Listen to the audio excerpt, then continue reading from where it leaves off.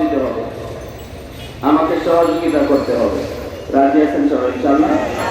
কারা কারা সহযোগিতা করবে? মারহাবা, যদি বলি মারহাবা। পায়ে হাঁটে, হাত নড়ে, হাতের কোনো কাম নাই, কাম করে পায়ে, কিন্তু হাত নড়ে কেন? হাত নড়ে নড়ে পাকে বলে, ভাই তুমি সামনে হাঁটো, আমি তোমার সাথে আছি। হাত যদি না নড়ে পা হাঁটতে পারবে না, ঠিক কিনা করে বলে।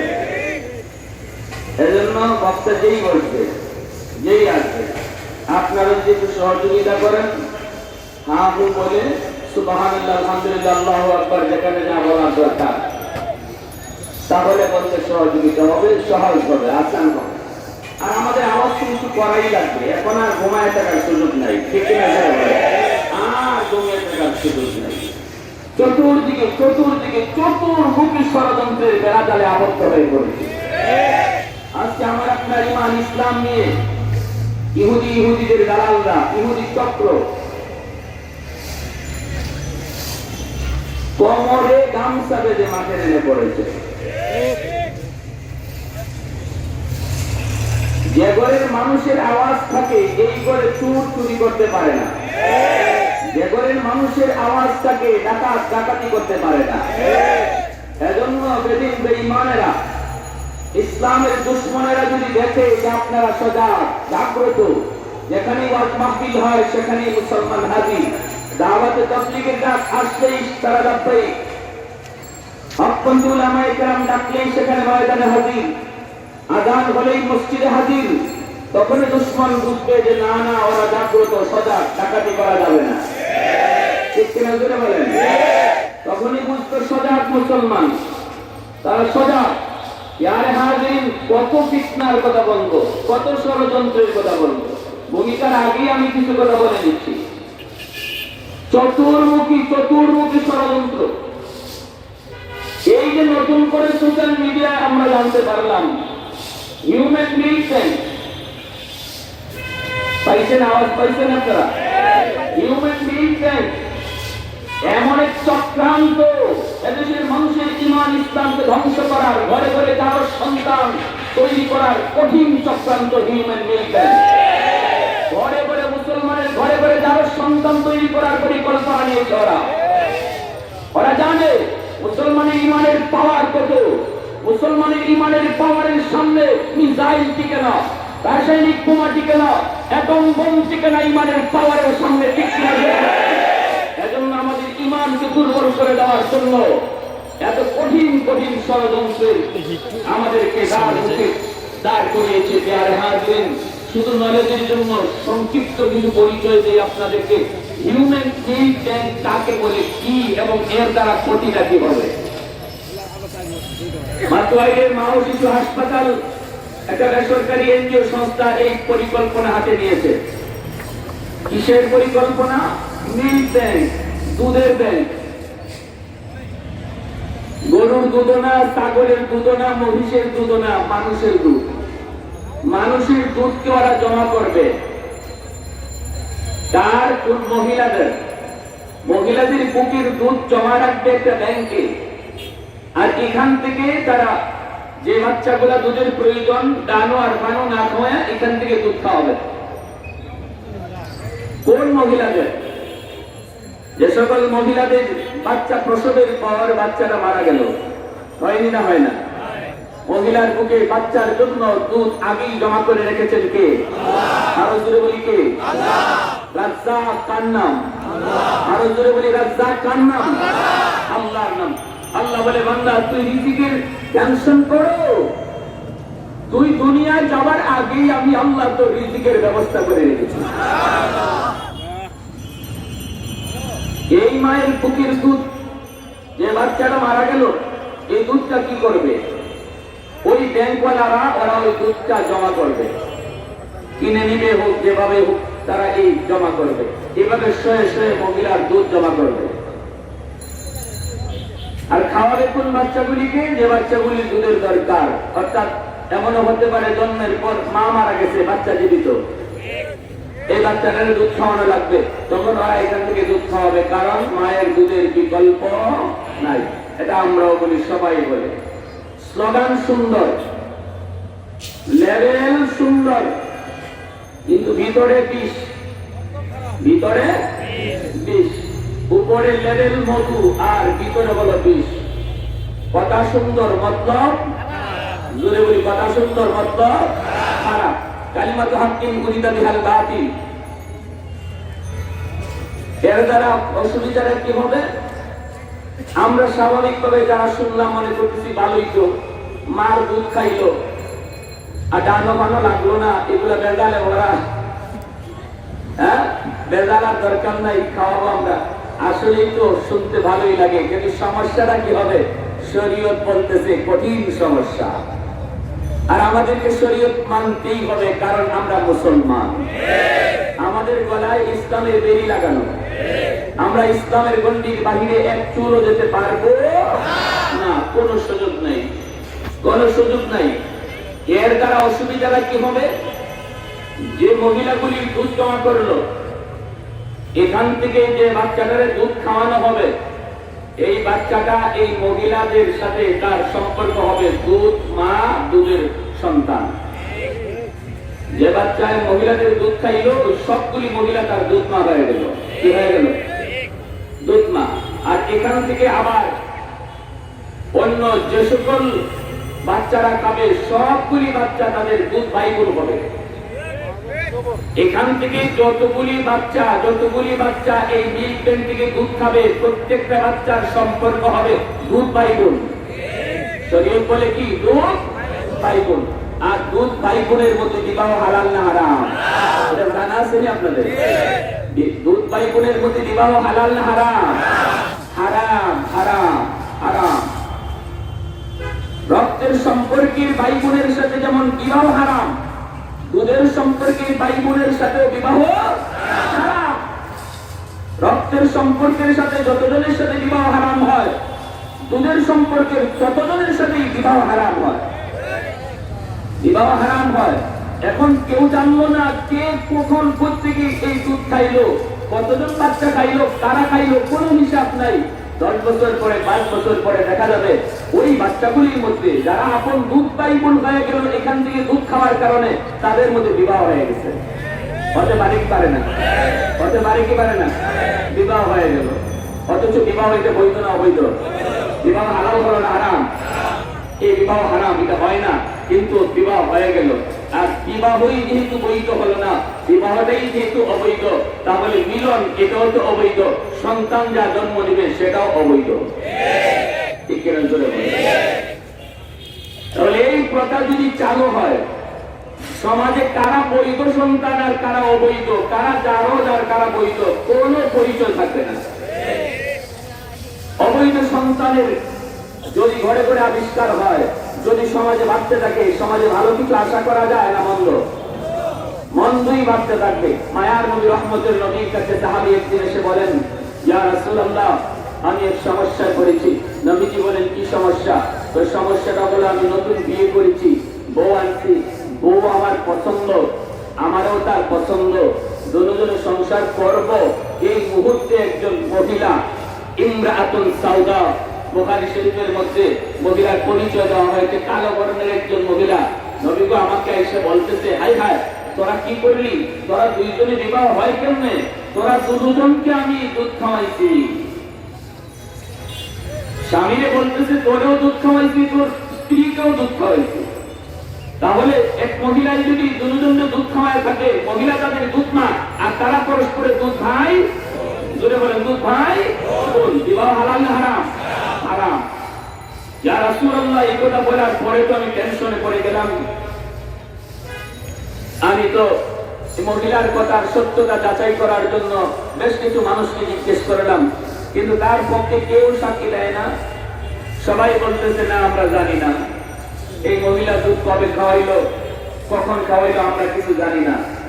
অবনবীজি কোনো সাক্ষী তার পক্ষে আমি পাই নাই। এখন আমি কি করব? আমার তো মন চায় তার সাথে আমি সংসার করব। আল্লাহ নবীর কাছে সাহাবী যখন এই কথা বলছেন, আমার তো মন চায় আমি তার স্ত্রী হিসেবে রাখবো, মায়ার নবীর চেহারা গুসায় লাল হয়ে গেছে। ভালো করে বুঝেন, নবীজির চেহারা গুসায়? নবীজি বলেন কাইফা ওয়াকাতি, এটা কেমন করে সম্ভব? কেমন করে তুমি তার স্ত্রী বানাবা? যেখানে কথা উঠলো, যেখানে কথা হলো, তোমরা দুজন পরস্পরে ভাই বোন, কেমন করে হবে? আল্লাহ নবী বিবাহ বিচ্ছেদ করে দিলেন, বাংলায় দিলেন। অতএব যারে হাজিরিন, পরিষ্কার ভাষায় আমি আপনাদেরকে বলতে চাই, এই প্ল্যান ইউরোপে চলতে পারে, এই প্ল্যান আমেরিকা, রাশিয়া, লন্ডনে চলতে পারে, কারণ ওদের গলায় ইসলামের কোনো বেরি নাই। ওরা মা চিনে না, বোন চিনে না, ভাগ্নি চিনে না, ঠিক কিনা বলে? ওদের কাছে মাহরাম গায়ের মাহরামের কোনো ভেদাভেদ নাই। যেই সমস্ত দেশের মাহরাম চিনে না, ওদের কাছে প্ল্যান চলতে পারে। কিন্তু এই বাংলাদেশ মুসলমানের দেশ, এই দেশ মসজিদ মাদ্রাসার দেশ, এই দেশ নামাজি মানুষের দেশ, এই দেশ টুপিওয়ালা দাড়িওয়ালাদের দেশ। এই দেশে যদি এখনো মুক্তিযোদ্ধার তালিকা প্রকাশ করা হয়, হাজারো মুক্তিযোদ্ধা পাওয়া যাবে মাথায় টুপি আর মুখে নবীর সুন্নাত। আওয়াজ দিয়ে বলেন, প্রধানমন্ত্রী সাচ্চা একজন মুসলিম, তিনি 5 ওয়াক্ত নামাজ পড়েন। সরকারি দল বলি, বিরোধী দল বলি, সবাই আমরা ইসলাম মানি, কোরআন মানি, হাদিস মানি। অতএব এই দেশে এমন কোন প্ল্যান যদি কেউ আবিষ্কার করার, চালু করার পায়তারা করে, মুসলমানের গায়ে এক ফোঁটা রক্ত থাকতে এই প্ল্যান বাস্তবায়িত হতে দেওয়া যাবে না, যাবে না। যদি উলামায়ে কেরামের পক্ষ থেকে আপনাদেরকে নিয়ে রাজপথে ডাক দেওয়া হয়, কোরআনের আইনকে তার জায়গায় বহাল রাখার জন্য, ইসলামের নীতি ধারণা, ইসলামের বিধিবিধানকে তার জায়গায় প্রতিষ্ঠিত করার জন্য, যদি আল্লাহ আহমদ শফির ডাকে আবার আপনাদেরকে রাজপথে ডাক দেওয়া হয়, তাহলে মুসলিম জনতা হাত তুলে মালিককে সাক্ষী দাও, কারা কারা রাজপথে যাইতে হবে।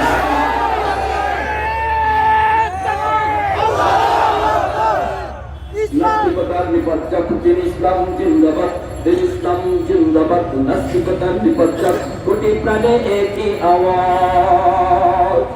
কোটাদ্রোহী ছাড় পাবে না, এই বাংলায় তাই হবে না। মুসলমানরা জেগেছে আজ, যুবকেরা জেগেছে আজ। চলো চলো সামনে চলো, জোর কদমের সামনে চলো, তুলো তুলো আওয়াজ তুলো, বজ্রকণ্ঠে আওয়াজ তুলো, সবাই মিলে একই সাথে দাও না স্লোগান, নারায়ে তাকবীর। মুসলমানের মুসলমানের বাদত, মুসলমানের বাদত, দুটো হাত উঁচু করে আল্লাহর একত্ববাদের প্রশংসা করো।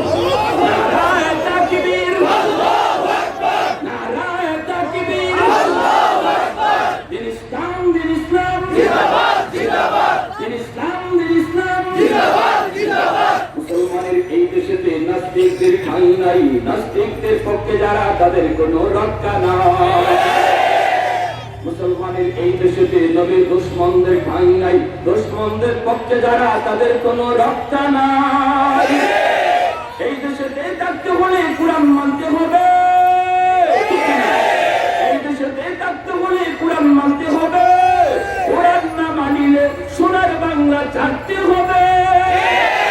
চলো চলো সামনে চলো, জোর কদমের সামনে চলো, তুলো তুলো আওয়াজ তুলো, বজ্রকণ্ঠে আওয়াজ তুলো, সবাই মিলে একই সাথে দাও না স্লোগান, নারায়ে তাকবীর, আল্লাহু আকবার, নারায়ে তাকবীর, আল্লাহু আকবার। দিন ইসলাম, দিন ইসলাম জিন্দাবাদ, জিন্দাবাদ। দিন ইসলাম, দিন ইসলাম জিন্দাবাদ, জিন্দাবাদ। নাস্তিকতার নিপাত, দিন ইসলাম জিন্দাবাদ, দিন ইসলাম জিন্দাবাদ। নাস্তিকতার নিপাত, কোটি প্রাণে একই আওয়াজ।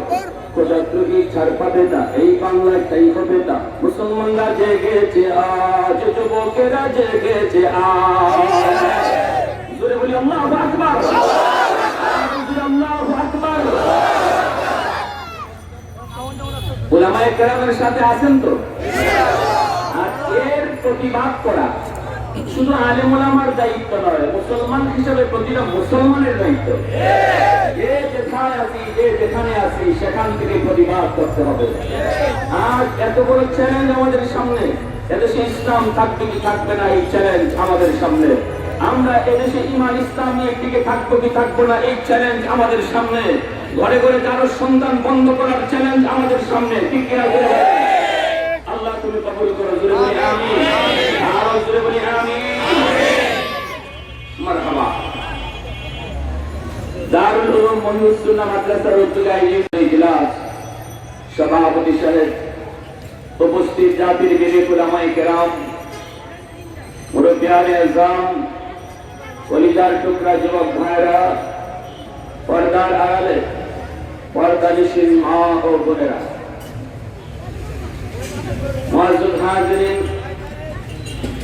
আমি যে একখানা আয়াতে কারিমা পবিত্র কোরআনুল কারীমের সূরা জুমার থেকে 9 নম্বর আয়াতে কারিমা তেলাওয়াত করেছি, এই আয়াতের সরল তর্জমা আগে শুনি, তারপরে কিছু আলোচনা শুনব ইনশাআল্লাহ। ইনশাআল্লাহ।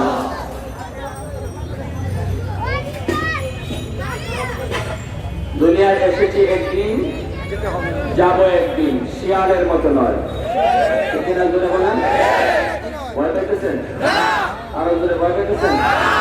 হ্যাঁ, সাহস কার কার আছে? আল্লাহ কবুল করে। জোরে বলি আমিন। আরো জোরে বলি আমিন। আলহামদুলিল্লাহ, আলহামদুলিল্লাহ।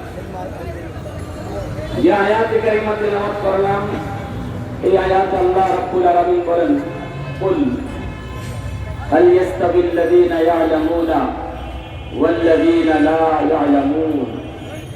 ওহে নবী, আপনি বলুন, যারা দিন শিখে আর যারা দিন শিখে না, কোনদিন আমি আল্লাহর কাছে সমান হতে পারি না।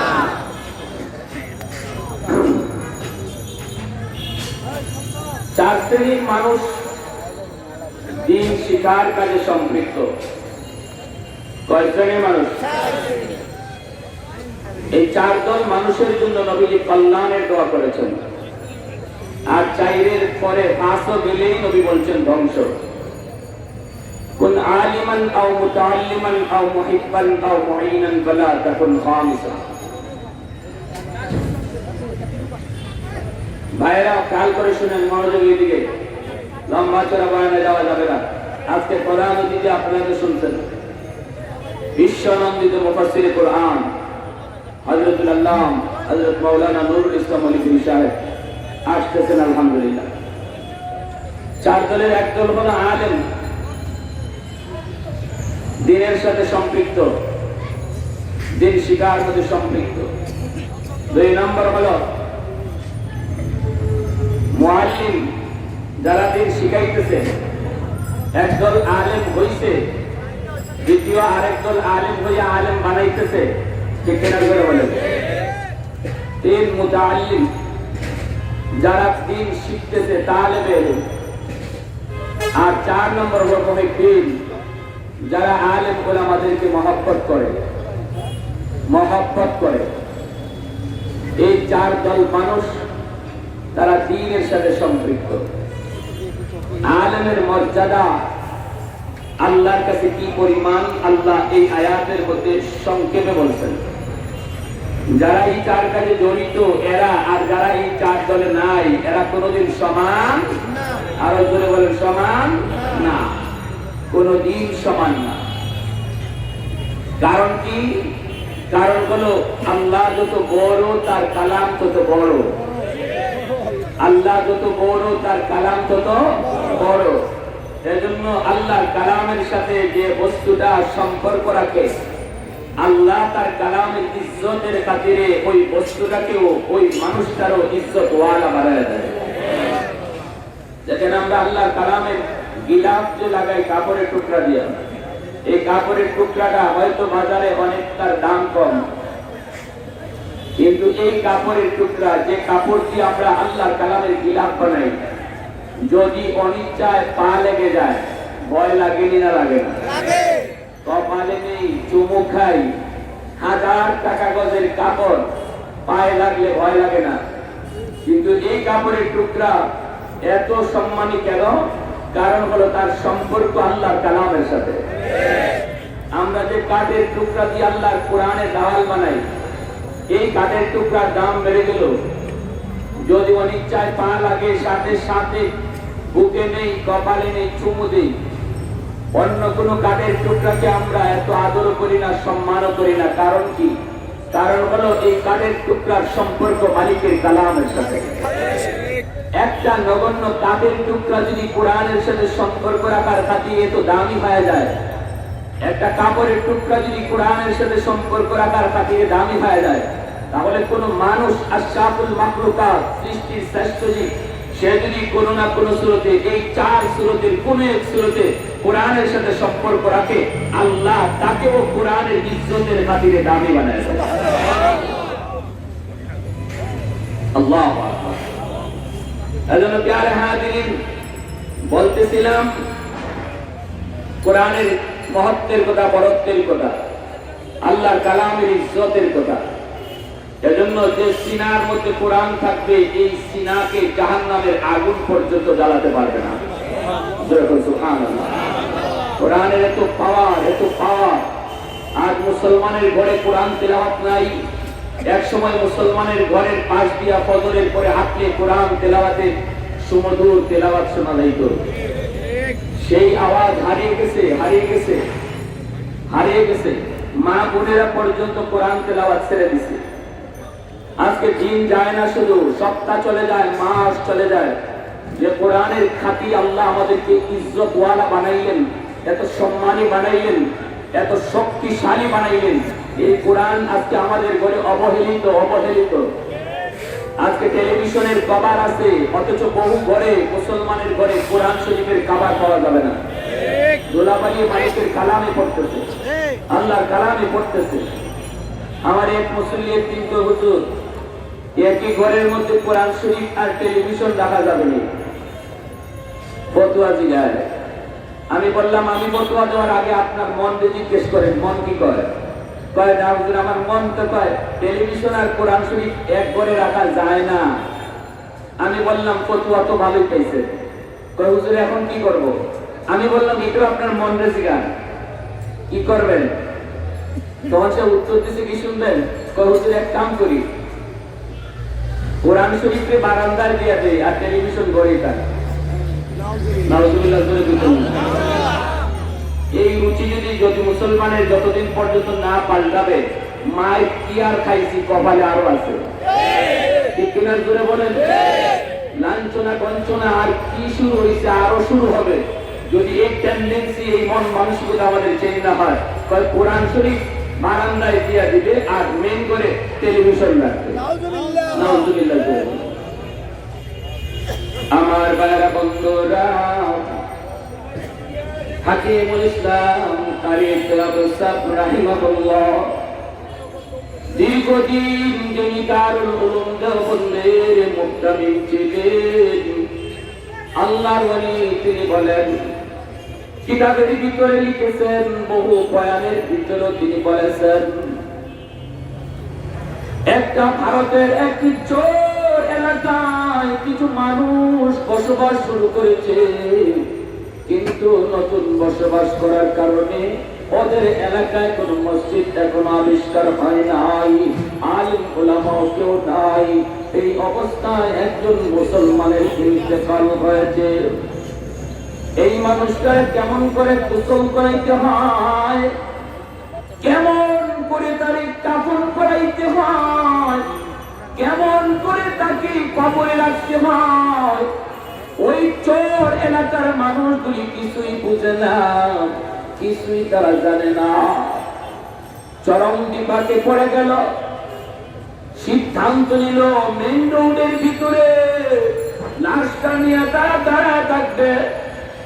ওই পাশের গ্রাম থেকে কোন মুসলমান যদি শহরে যায়, তারা রিকোয়েস্ট করবে, অনুরোধ করবে। পেয়ে গেল একজন মুসলমান, দাড়িওয়ালা টুপিওয়ালা একজন মুসলমান, ডাক দিয়া কয়, ভাইজান কোথায় যাবে? কয় অফিসে যাবো। কয় একটু সহযোগিতা করেন, একটু হেল্প করেন। কয় কি? ভাই আমরা নতুন বাড়িঘর বাংলাম, কোন মসজিদও নাই, আলেম ওলামাও কেউ নাই, আমাদের এক ভাই মারা গেছে, কেমন করে তারে গোসল করাইতে হয়, কেমন করে তারে কাফন পরাইতে হয় আমরা জানি না, একটু সহযোগিতা করেন, সহযোগিতা করেন। মুসলমান ভাইটা বলে, ঠিক আছে চলেন। গোসলের ব্যবস্থাও সে করলো, এরপরে কাফনও পরালো, তারপরে কবরেও রাখলো, সুন্নত তরিকায় কিবলামুখী কইরা কিবলা থেকে একদম কাত করে শোয়া সুন্দর করে রাখলো সুন্নত তরিকায়। আমরা জানি তো কাফন পরাই কেমনে, জানিনি আমরা না হুজুর, গোসল কেমনে দিতে হয় জানি না, কাফনও কেমনে পরাইতে হয় জানি না। জানে কে? কয় নুরানি মাদ্রাসার ছাত্রগুলি ছোট্ট, তারা ট্রেনিং দেয়, ঠিক কিনা স্যার বলেন? আপনার ছেলেটাকে যদি ডাক্তার বানাবেন, ইঞ্জিনিয়ার বানাবেন, নিষেধ করা হয় না, কিন্তু অন্তত 5 বছর যদি তারে নুরানি মাদ্রাসায় পড়াইতেন, তাহলে আপনার ছেলে ডাক্তার বলেও আপনার কেমন করে গোসল দিতে হয়, কেমন করে বাবার কাপড় পরাইতে হয় তা জানত। এমনকি বাবার ইমামতিরা পর্যন্ত আপনার ডাক্তার ছেলে করাবে, আপনার ইঞ্জিনিয়ার ছেলেটা কেমন করে বাবার জানাজা পড়াইতে হয় ভালো করে জেনে নিবে, ভালো করে শিখবে। অন্তত 5টা বছর যদি নুরানি মাদ্রাসায় ছেলেটারে পড়াইতেন, তারপরে আপনি কলেজে নেন, তারপরে আপনি ইংরেজি শিখান, তারপরে তারে ডাক্তার বানান। এটা বড় বাপ মার উপরে সন্তানের বহুত বড় জিম্মাদারি। সন্তানের হক, এই হক যদি আদায় না করেন, কিয়ামতের ময়দানে সন্তান মা বাবাকে আল্লাহর আদালতে আসামি বানাবে। সন্তান বলবে, মালিক জাহান্নামে দিবা তো দিবা, কিন্তু আমি কোথায় পড়লে তোমাকে চিনব, কোথায় ভর্তি হলে পরে দিন শিখবো, মরণের পরের জীবনের নলেজ হবে। আমি তো বুঝতাম না, জানতাম না, আমি তো ছিলাম অবুঝ। জানতেন আমার মা, জানতেন আমার বাবা, ওলামায়ে কেরাম কত বুঝাইলো, কত ওয়াজ হলো, কত জুম্মার দিনে বয়ান হলো। আমার বাবা সব বুঝছেন, জানতেন, মাও জানতেন। এরপরে আমার মা, আমার বাবা শিশুকালে তোমাকে শিক্ষার, তোমাকে জানার কোন পরিবেশে আমারে ভর্তি করে নাই। আল্লাহ, আজ যদি আমাকে জাহান্নামে জ্বালাইতে হয়, আমার মা বাবাকে ডাবল জাহান্নামের শাস্তি দাও। রব্বানা আতিহিম বিয়ফাইনি মিনাল আযাব ওয়ালানহুম লানান কাবীরা। এ ভাই, যদি আল্লাহর কাজ করায় দাঁড়ানো থেকে বাঁচতে চান, সন্তানকে যদি আলেম বানাইবার নিয়ত করেন, নূরুন আলা নূর, হাফেজ কোরআন বানাইবার নিয়ত করেন, তাহলে তো নূরুন আলা নূর। বানাইলে কি লাভ, আমি পরে আলোচনার দিকে আসতেছি, বাকি প্রসঙ্গ ক্রমে বলে যাচ্ছি। যদি ডাক্তার বানাইবার নিয়ত থাকে তাও নিষেধ করব না, ইঞ্জিনিয়ার বানাইতে চাইলে তাও নিষেধ করব না। শুধু এতটুকু বলবো, শিশুকালের সন্তানের জামাত, সন্তানের দিল হলো কাদামাটির মতো। শিশুকালে বাচ্চাকে যা দেখানো হয় তাই শিখে, শিশুকালে বাচ্চাকে যা বোঝানো হয় তাই বুঝে, শিশুকালে বাচ্চাকে যা শোনানো হয় তাই শুনে, ঠিক কিনা জোরে বলে?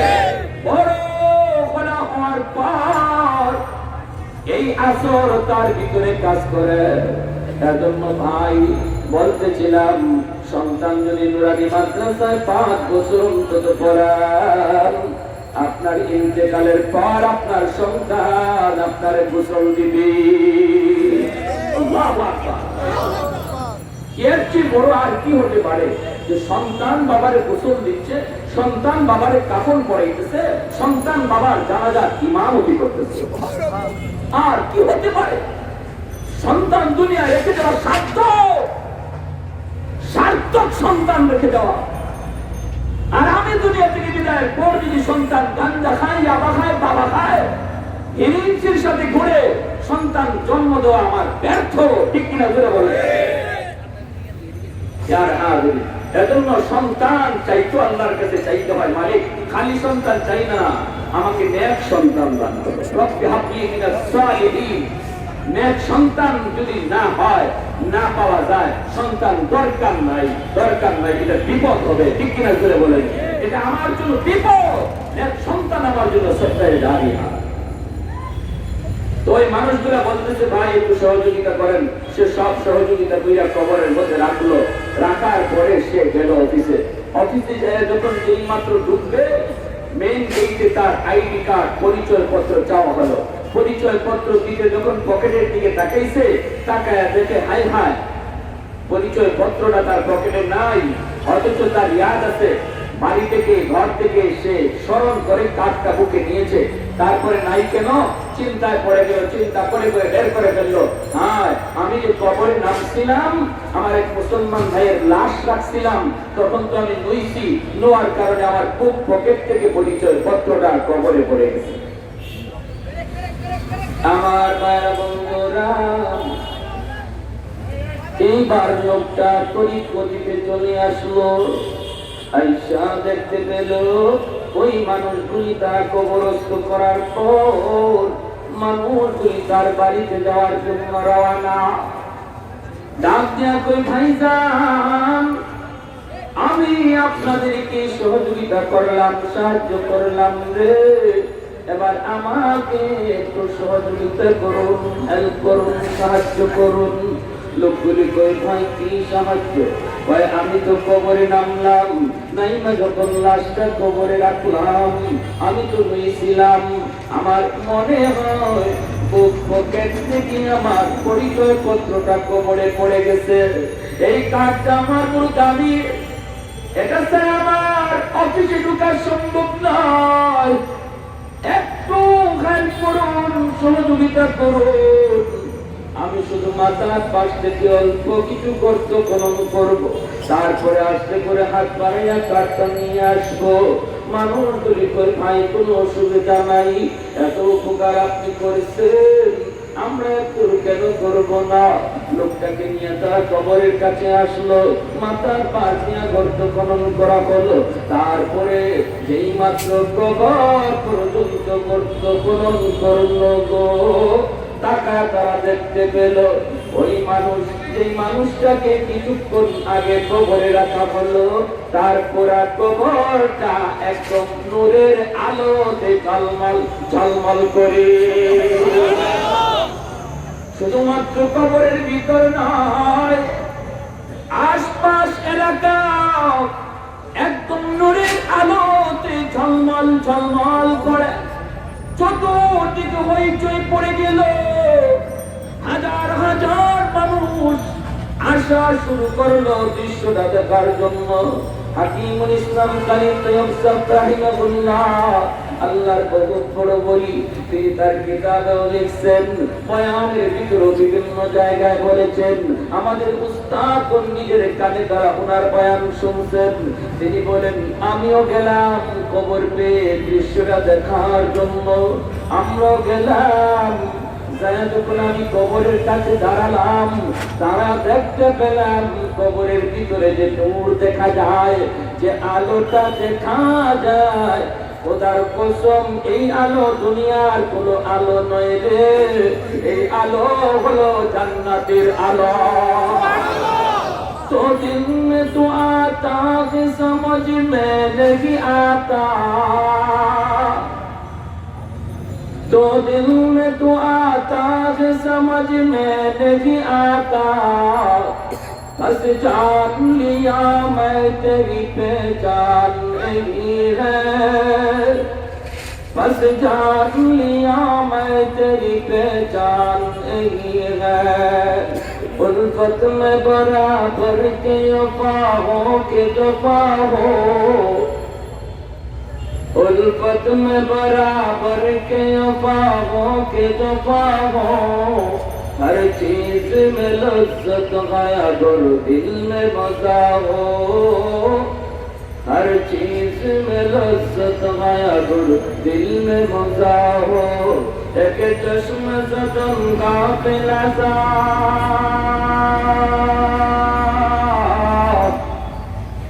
एक चश्म सदम का पिलासा शागिल बाशी, शायद के निगाहे गुनहगार नबाशी, शायद के निगाहे को लगा गाह नबाशी सुरे बोले अल्लाहु আকবার মুসলমানের আওয়াজে বলি আল্লাহু আকবার আল্লাহু আকবার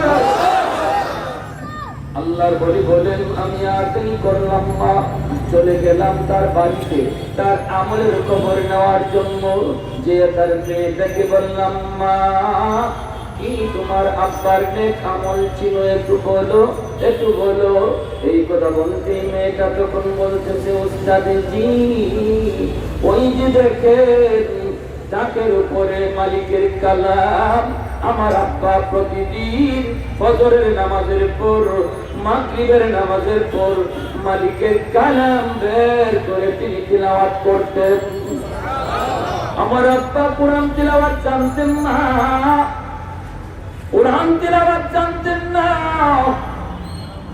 কিন্তু কোরআনের প্রতিটা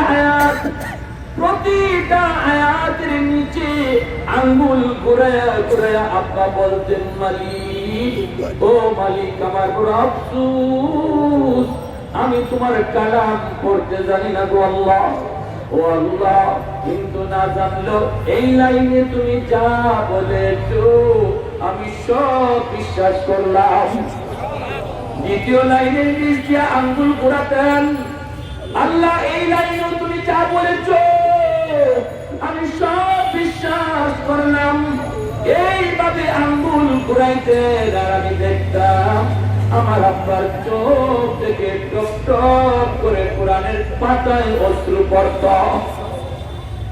আল্লাহর ওলি বলেন আমি সাথে সাথে কোরআন খানা বের করলাম গিলাপ ফুটা খুললাম এরপরে আমি কোরআনের পৃষ্ঠাগুলি উল্টাইলাম ও দুনিয়ার মানুষ আমি কোরআনের পৃষ্ঠাগুলি উল্টানোর পর যা দেখতে পেলাম রে প্রতিটা আয়াতের নিচে আল্লাহর বান্দার আঙ্গুলের দাগ পড়ে গেছে আর প্রতিটা পৃষ্ঠায় তার চোখের পানির দাগ এখনো চিহ্ন আছে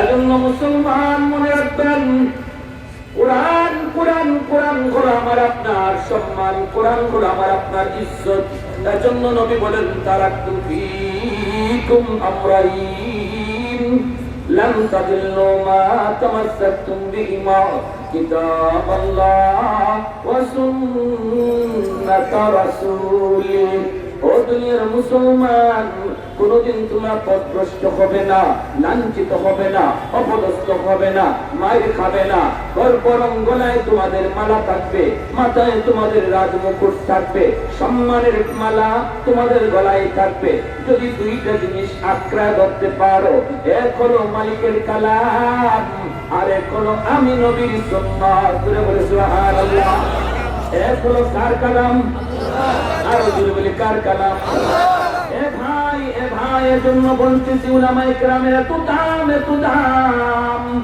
কারণ হলো তারা কোরআন পড়ে পড়ায় খায়রুকুম মান তাআল্লামাল কুরআন ওয়া আল্লামা নবীও বলেছেন জগতে সকল মানুষের ভিতরে সম্মানী হলো উলামায়ে কেরাম চেয়ারম্যানের দাম চেয়ারম্যানের জায়গায় এমপির দাম এমপির জায়গায় মন্ত্রীর দাম মন্ত্রীর জায়গায় কিন্তু একজন কোরআনওয়ালার দাম সবার উপরে ঠিক কিনা জোরে বলে আল্লাহু আকবার এজন্য আল্লাহ অন্য আয়াতে বলেন ইন্নামা ইয়াখশাল্লাহা মিন ইবাদিহিল উলামা আমি আল্লাহকে সবচেয়ে বেশি ভয় করে উলামায়ে কেরাম কার কথা আল্লাহর কথা আর জোরে বলি কার কথা আল্লাহর কথা অন্য আয়াতে বলেন ইন্না আকরামাকুম ইনদাল্লাহি আতকাকুম যারা আমাকে বেশি ভয় করে এরাই সমাজের সবচেয়ে সম্মানী আল্লাহ পাকের কথা আল্লাহ এক আয়াতে বললেন উলামায়ে কেরাম আল্লাহকে সবচেয়ে বেশি ভয় করে আরেক আয়াতে আল্লাহ বলেন যারা আমারে সবচেয়ে বেশি ভয় করে এরা হলো সমাজের সবচেয়ে সম্মানী মানুষ তাহলে এবার আপনারা নতিজা বের করেন ফলাফল বের করেন সুকরা কুবরা মিলালে নতিজা কি নিকলেগা নতিজা বের হয় আল্লাহর সিদ্ধান্ত সমাজের সবচেয়ে সম্মানী হলো যে কোরআন পড়ে যে কোরআন পড়া আল্লাহু আকবার। ও ভাই, এজন্য বলতেছিলাম জগতের সমস্ত মাখলুকাত উলামায়ে কেরামের জন্য আল্লাহর কাছে দোয়া করে। আল্লাহ নবী বলেন, ইন্নাল আলিমা ইস্তাগফিরু লাহু মান ফিস সামাওয়াতি ওয়া মান ফিল আরদ হাত্তা আল হিতানু ফি জাওফিল মা। মায়ার নবী কয়, দুনিয়ার মানুষ তোমরা জানো না আলেম উলামার মর্যাদা।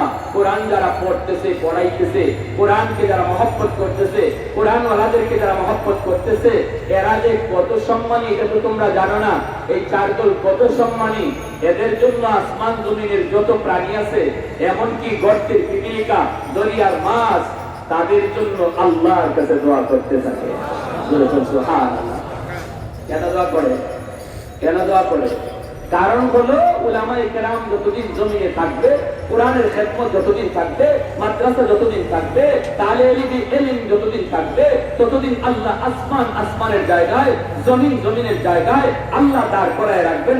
কিয়ামত হবে না, কিয়ামত হবে না। এজন্য দরিয়ার মাছও কয়, মালিক পানির নিচের মাছ আমি স্বাধীনভাবে ঘুরি।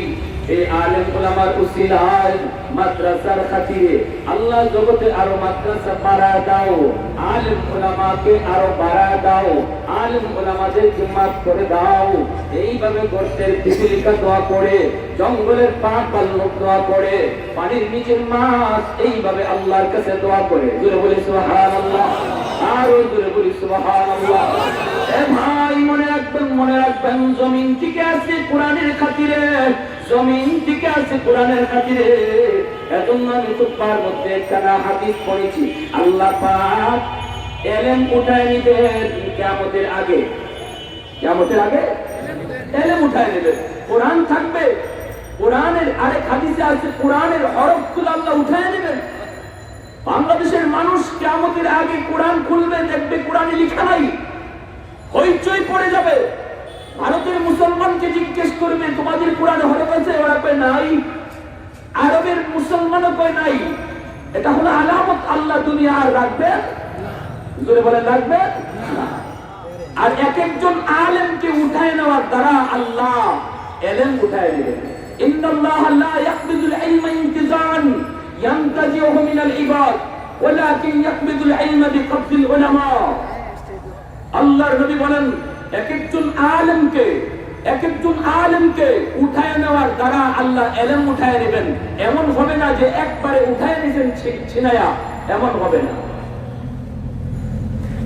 হ্যাঁ, এক একজন আলেমকে আল্লাহ উঠায় নেবেন, আর উঠায় নেওয়ার পরে কি হবে? আল্লাহ নবী বলেন, হাত্তা ইযা লাম ইয়াবকি আলিমান ইত্তাখাযান নাসু রুউসান জুহালা। হকপন্থী উলামায়ে কেরামকে আল্লাহ যখন এভাবে একে একে উঠায় নেবেন, আর কোনো ভালো আলেম, হকপন্থী আলেম থাকবে না, তখন মানুষ জাহেলদের কাছে গিয়ে ফতোয়া দিবে। কাদের কাছে? জাহেলদের কাছে, নামদারি সাইনবোর্ডওয়ালা আলেমদের কাছে জিজ্ঞেস করবে ফতোয়া।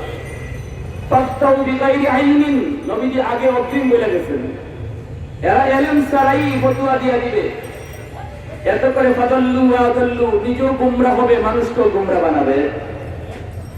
কার কথা? আমি মৌলবীর কথা না নবীজির কথা? কোন হাদিসের কিতাব? তিরমিজি শরীফের হাদিস। হ্যাঁ, ঠিক কিনা বলে? ভালো বক্তা বলেই ভালো আলেম, এটা দলিল না। ঠিক কিনা ধরে বলেন? ভালো বক্তা হওয়াটাই ভালো আলেম হওয়ার দলিল নয়।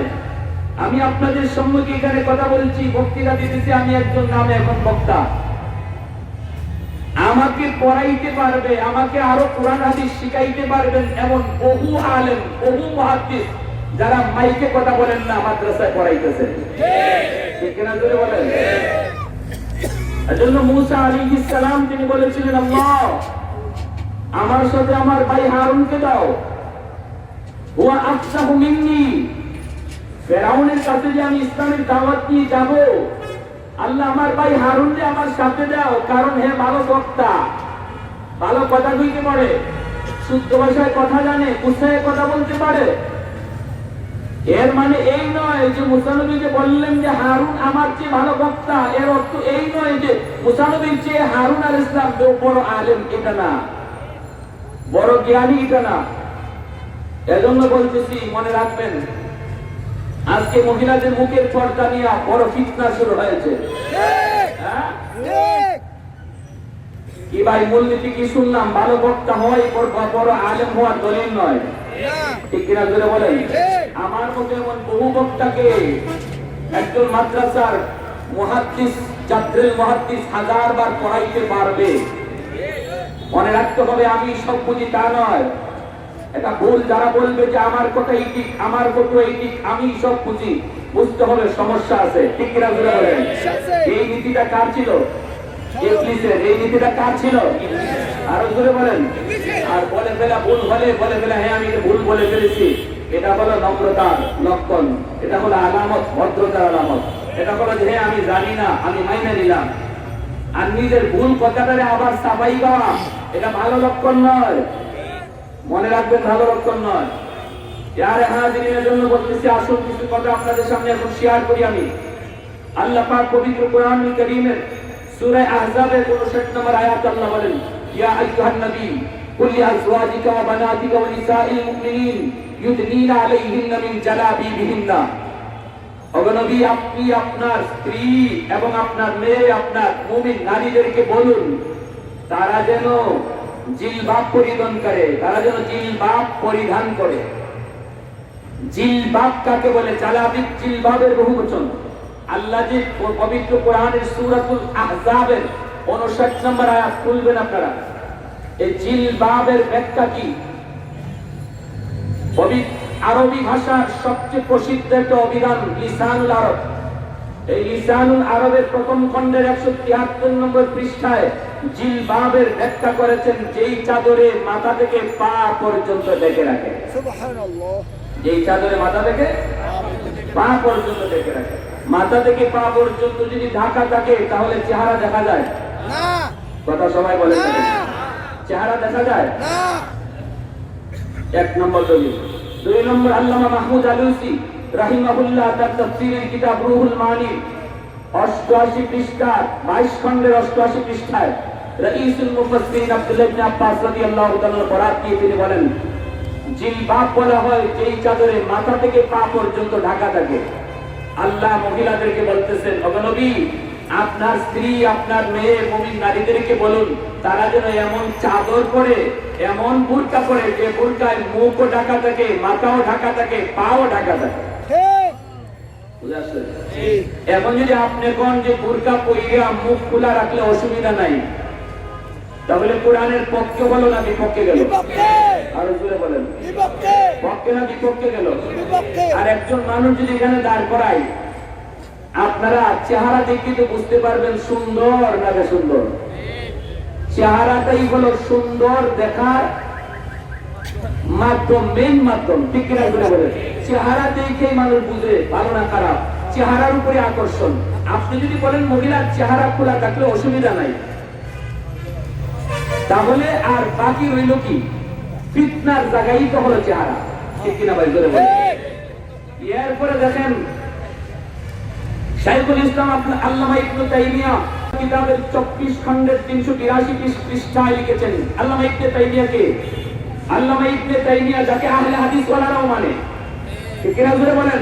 সবাই মানে। ইনি বলতেছেন ওনার কিতাবের 24 নম্বর খণ্ডের 382 পৃষ্ঠায়, মহিলাদের মুখ খুলে রেখে বেগানা পুরুষের সামনে যাওয়া সম্পূর্ণ নাজায়েজ, হারাম, নাজায়েজ, হারাম।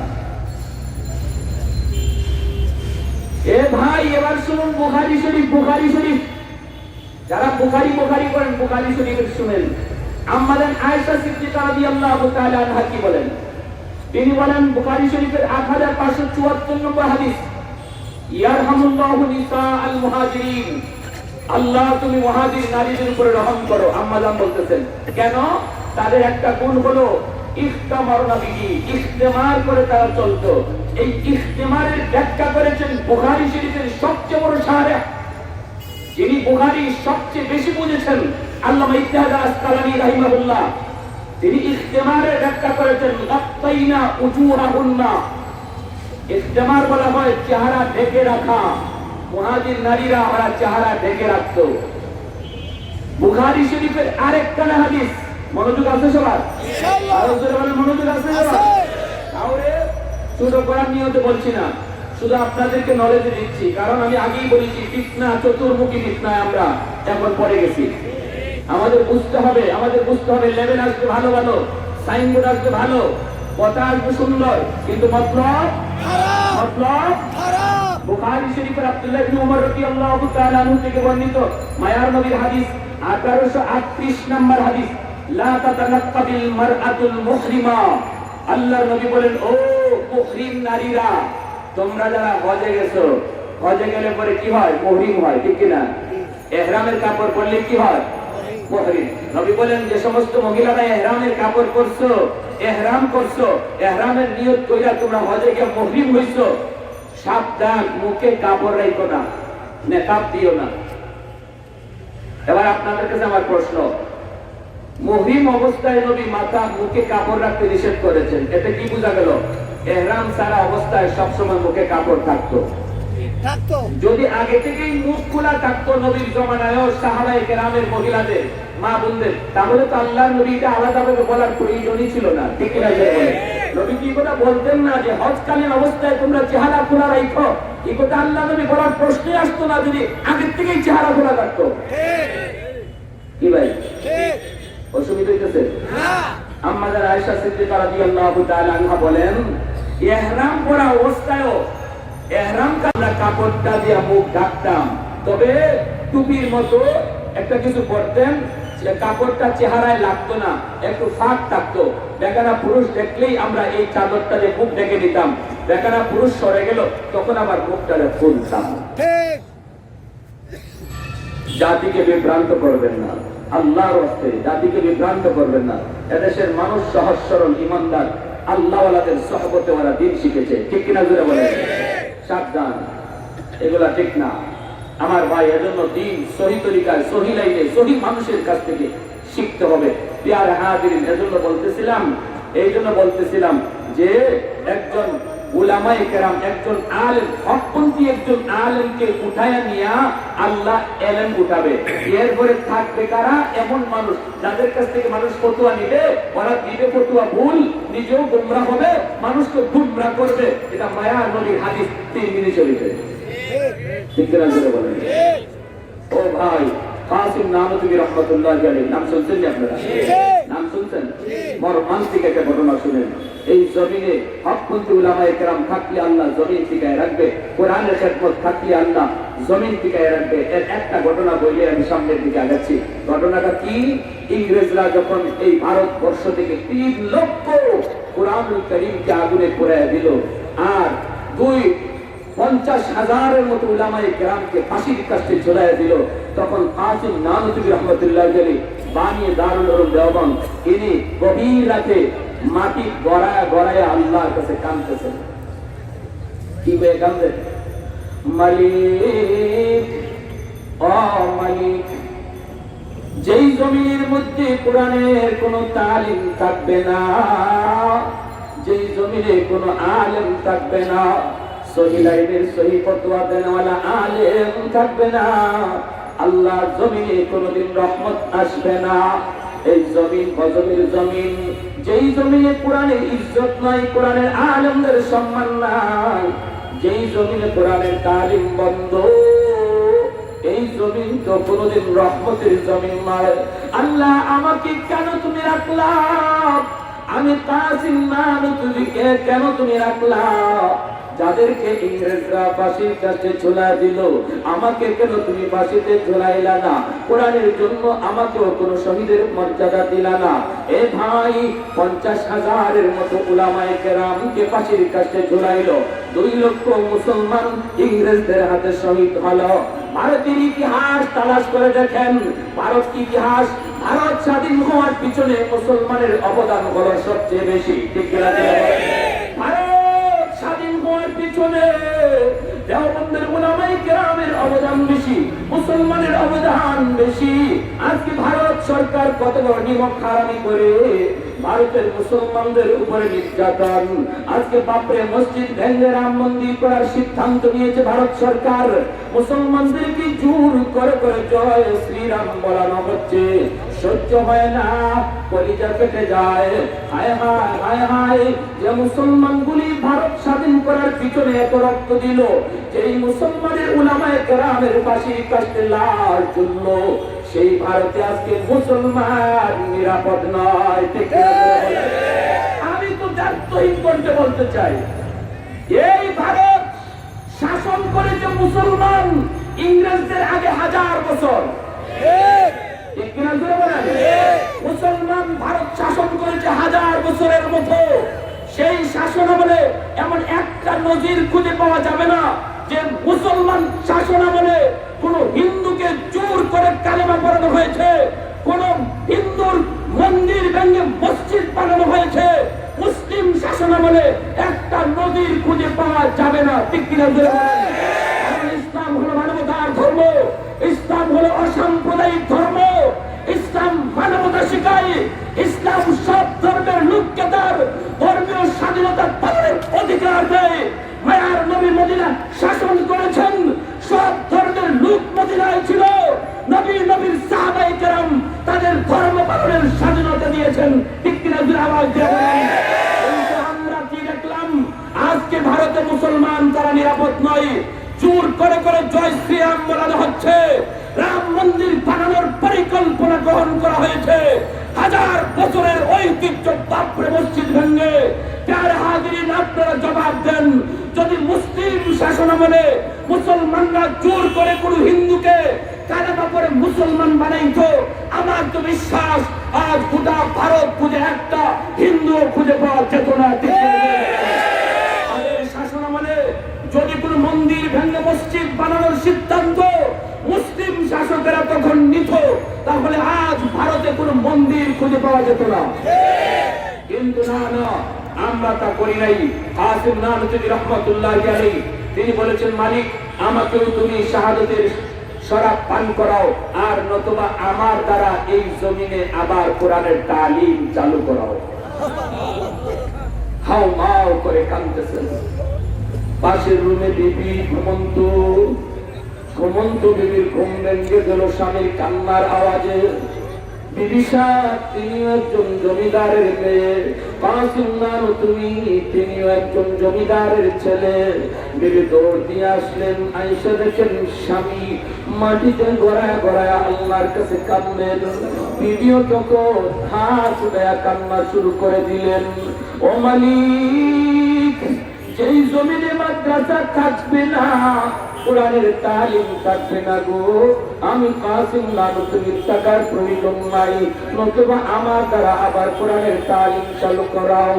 সকালবেলা বের হয়ে গেলেন, মানুষের দ্বারে দ্বারে দেয়া সন্তান চাইতে লাগলেন, ভাইজান আপনার একটা ছেলে সন্তান দেন, আমি তার কোরআন শিখাবো, দিন শিখাবো, নতুবা আল্লাহর গজব জমিন ধ্বংস করে দিবে।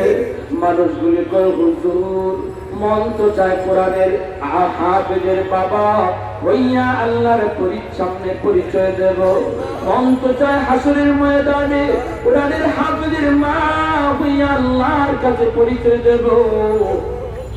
কিন্তু হুজুর ভয় হয়, ইংরেজরা যদি আমার সন্তানকে গুলি করে হত্যা করে ফেলে। কাসিম নানতুবি বলেন, ভাই টেনশন করো না, আমি রাতের গভীরে তাদেরকে কোরআন শিখাবো, যখন ইংরেজরা ঘুমায়া থাকে। ইংরেজরা যখন ঘুমায়া থাকবে তখন আমি কোরআন শিখাবো। এই বলে তিনি কিছু সন্তানকে আনলেন নিজের ঘরে। গভীর রাত, সবাই যখন ঘুমায়া পড়ে, আল্লাহর ওলি তখন কোরআন শিখান।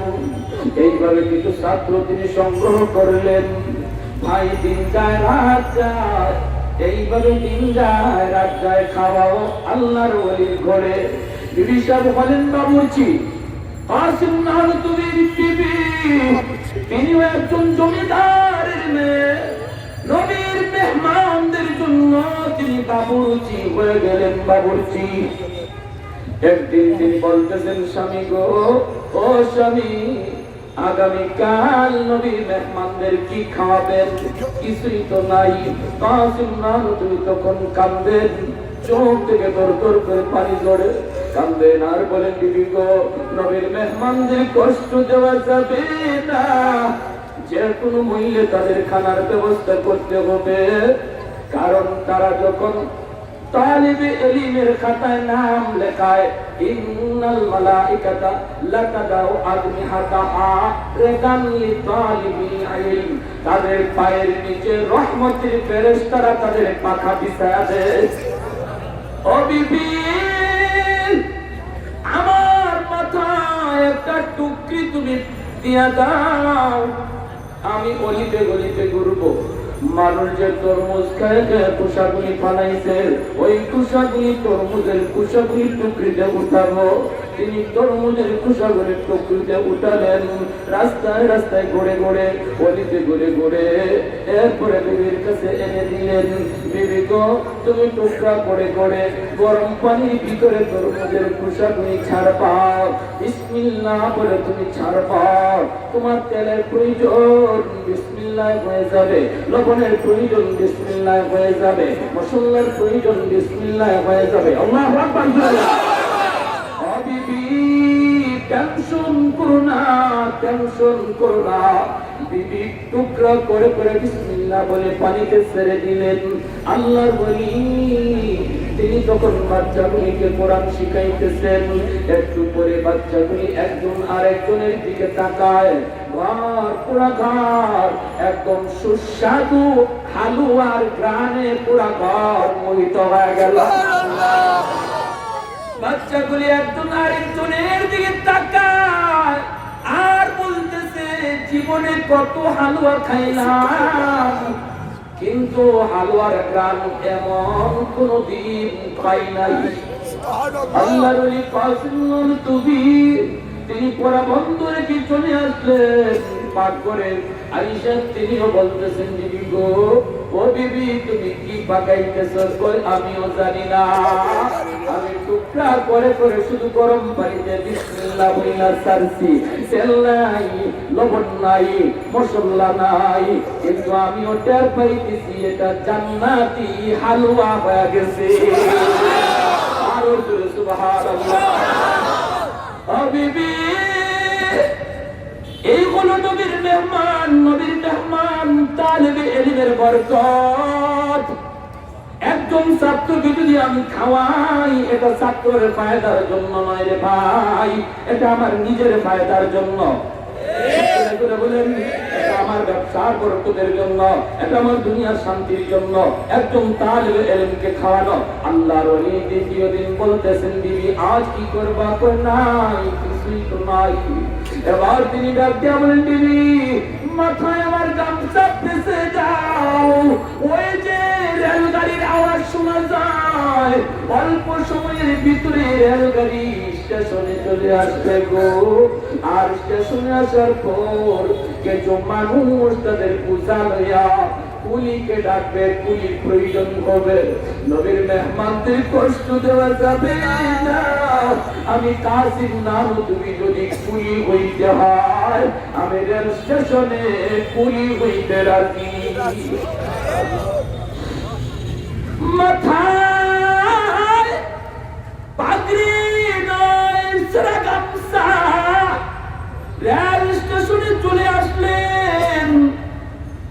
একজন মানুষ ভারী বোঝা নিয়ে দাঁড়াচ্ছে, এদিক সেদিক শুধু তাকাইতেছে, কোনো কুলি দেখা যায়।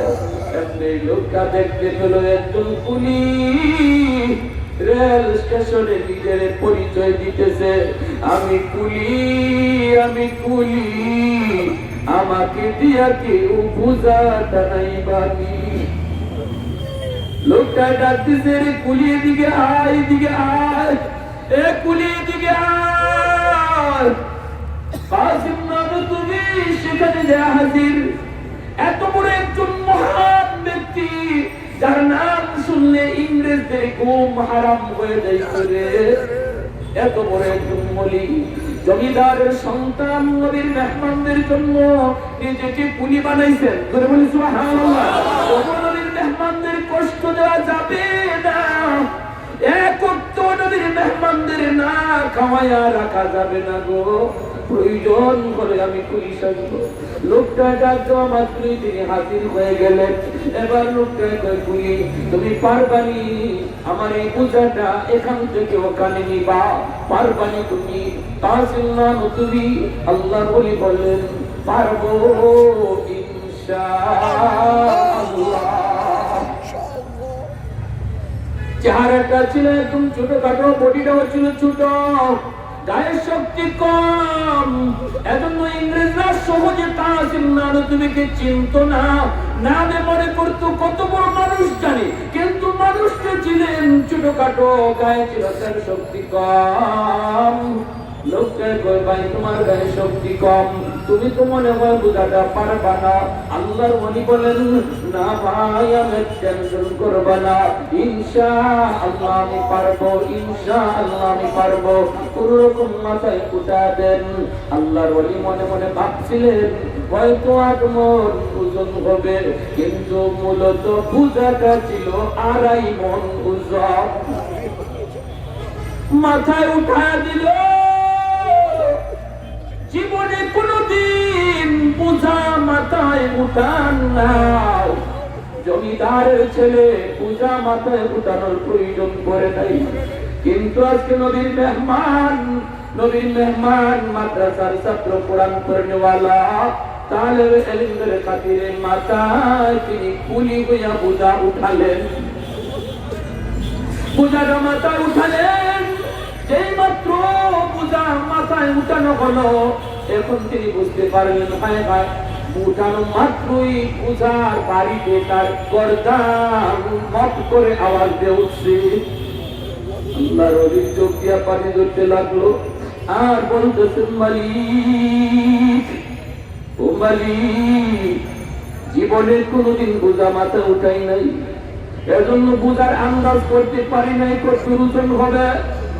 ও মালিক, এই বোঝাটা আমার ফ্যামিলির জন্য উঠাই নাই, এই বোঝা আমি আমার জন্য উঠাই নাই, এই বোঝা মাথায় নিয়েছি তোমার নবীর মেহমানদের খাতিরে। আল্লাহ, এই বোঝা আমার ফ্যামিলির বোঝা নয়, আমার কাজ আমি করেছি, তোমার কাজ তোমার করা লাগবে। আল্লাহ, বোঝা মাথায় উঠানো আমার কাজ, জায়গা মতো পৌঁছে দেওয়া তুমি মাওলার কাজ। এই কথা বইলা সাইমিনি ওয়াল ইতমামু মিনাল্লাহ ওয়াল্লাযীনা জাহাদু ফীনা লানাহদিয়ান্নাহুম সুবুলানা ওয়া ইন্নাল্লাহা লামাআল মুহসিনিন।